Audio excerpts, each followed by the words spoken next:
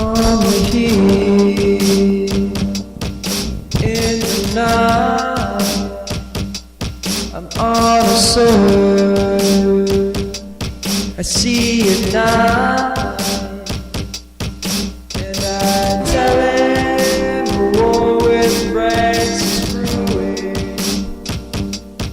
So I give him a mission and a ring. Go, take this bad brother, go, and over you will find sympathetic souls, people of the kind who not yet turned against the king.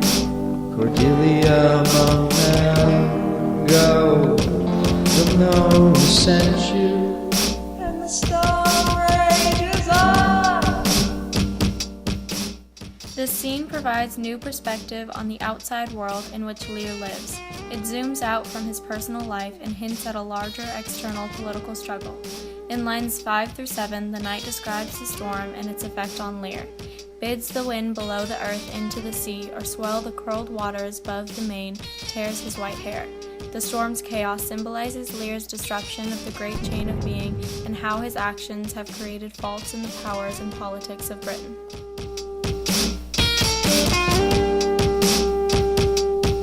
On the heat, storm still, come fight me to my royal will. Oh, my daughters have turned their backs against me. They are ungrateful, and it's all because of me. I am the one's great king, and with me now is only a fool to sing me songs while tempers roar. Keeping there isn't safe from shelter. Follow harbor now. Tonight in the cold rain, I think you've gone insane. Nothing makes sense in your mind. You mustn't praise unkind parts of yourself. It's no good for your health. There will come a time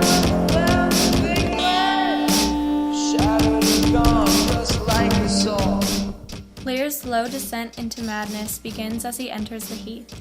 The fool who accompanies him acts as a sort of foil, begging the king to search for shelter. Lear ignores the fool, further deploying himself into insanity, shouting out at the inanimate storm, "I am a man more sinned against than sinning." Lear admits his wrongdoing, but declares that the punishment against him is far too great. This curse of his daughters and shouting out to the storm symbolize that the cruelty of his daughters is far more painful than the physical dangers of the storm. This castle, the worry of love, finds a secret to the sun. Nobody can trust him. So he went away to see to it all that had to be done.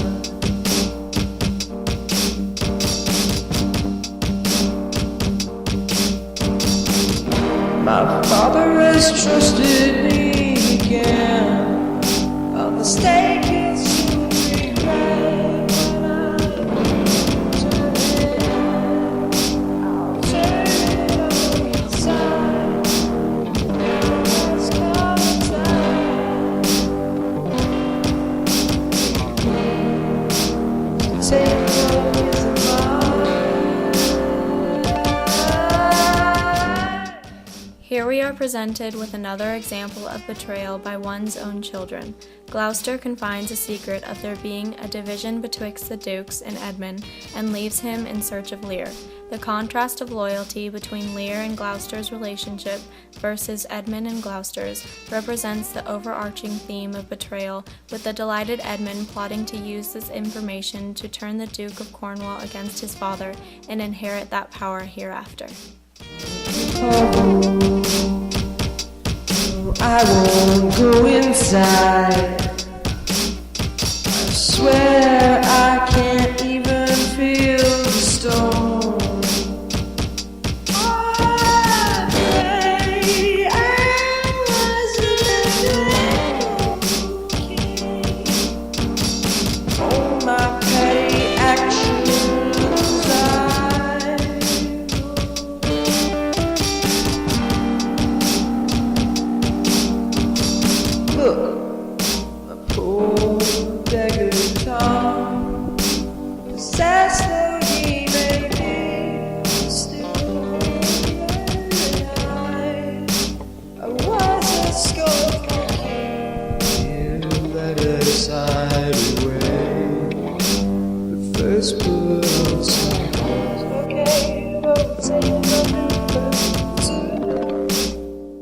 Lear's anguish and confusion is most directly represented by the storm's madness.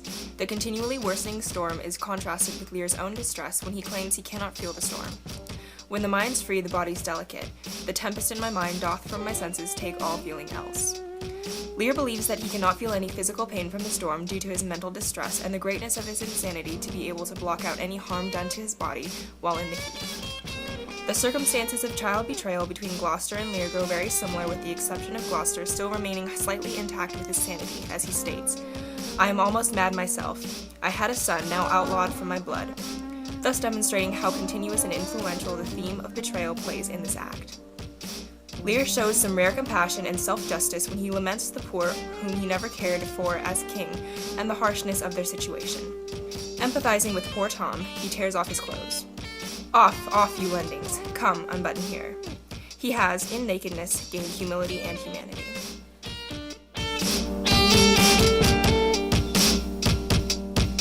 Look at this, dude.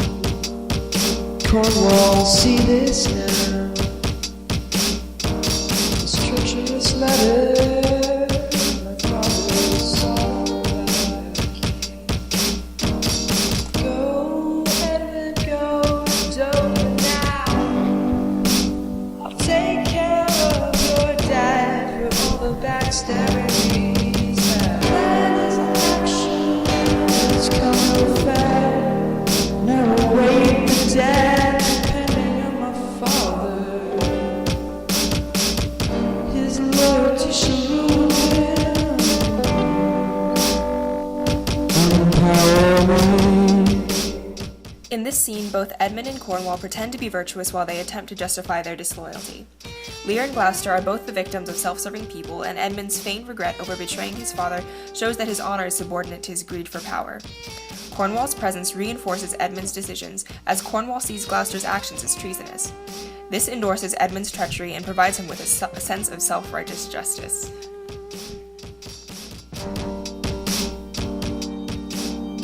Away your soul in a shift.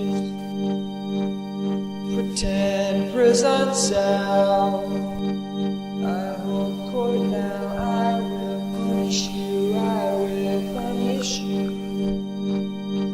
While I still can, though I know there's nothing that I can do. I detest you, evil daughter.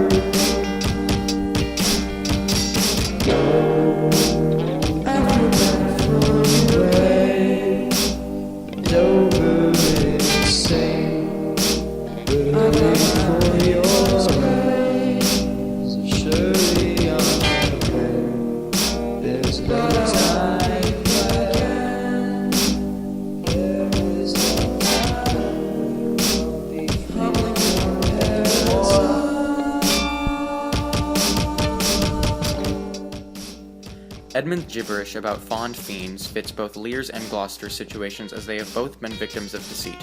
When Lear puts Goneril and Regan on mock trial, it shows that Lear is searching for the truth, as that's what a trial is.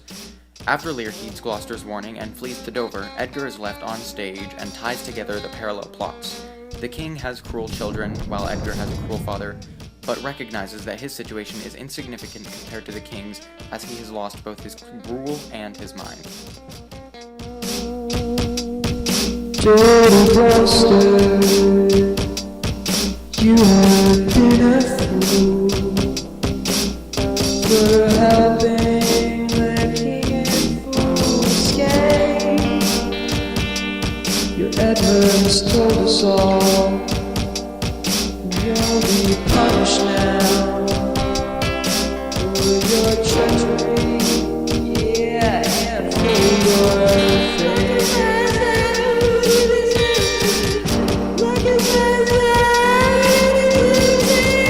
I cannot believe this.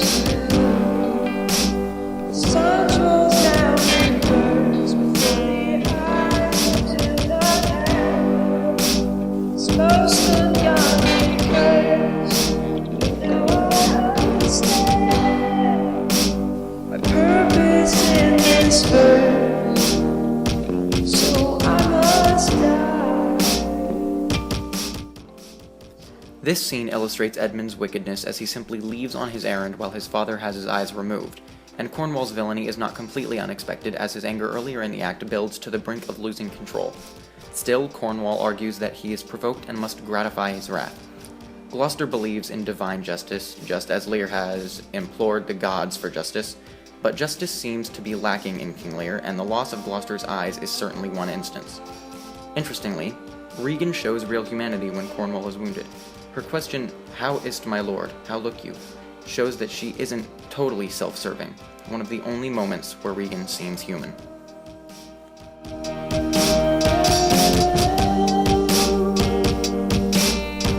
Tonight in the cold and the rain, I think you're gonna say that's what